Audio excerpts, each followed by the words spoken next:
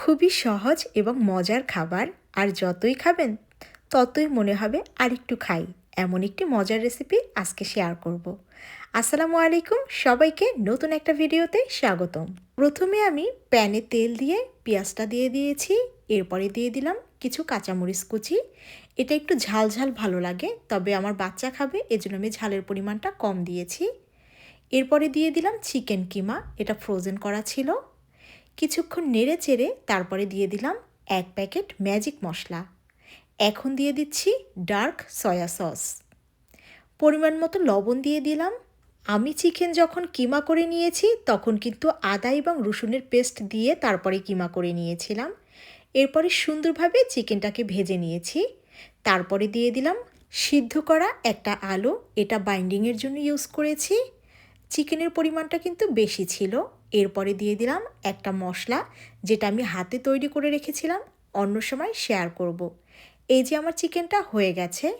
এবারে পেঁয়াজ, ধনেপাতা এবং কাঁচামরিচ নিয়ে নিয়েছি। তার ভিতরে একটা ডিম দিয়ে ডিমটাকে ফেটে একটা সাইডে রেখে দিব। এই খাবারের প্রধান উপাদান কিন্তু এই ক্র্যাকার্স, এটা দিয়েই আজকে বানিয়ে নিব।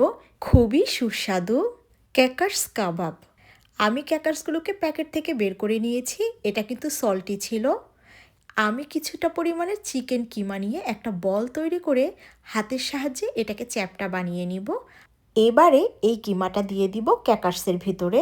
খেতে কিন্তু খুবই সুস্বাদু, আপনারা অবশ্যই কিন্তু একবার হলেও এটা ট্রাই করবেন। আমি শিওর বাসার সবাই পছন্দ করবে। অতিথিদের করে খাওয়ালে তারা কিন্তু আপনাকে রেসিপি চেয়ে অস্থির বানিয়ে ফেলবে। এবারে এটাকে ডিমের মিশ্রণে সুন্দর করে কোট করে নিব।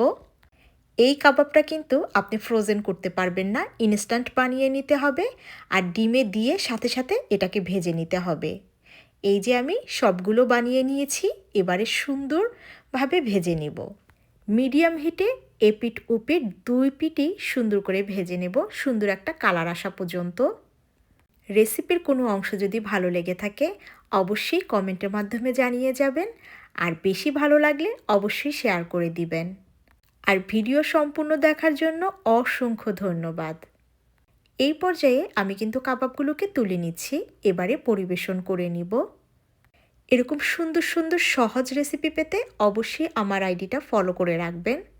আর হ্যাঁ, এটা কিন্তু খালি খেতে ভীষণ ভালো লাগে।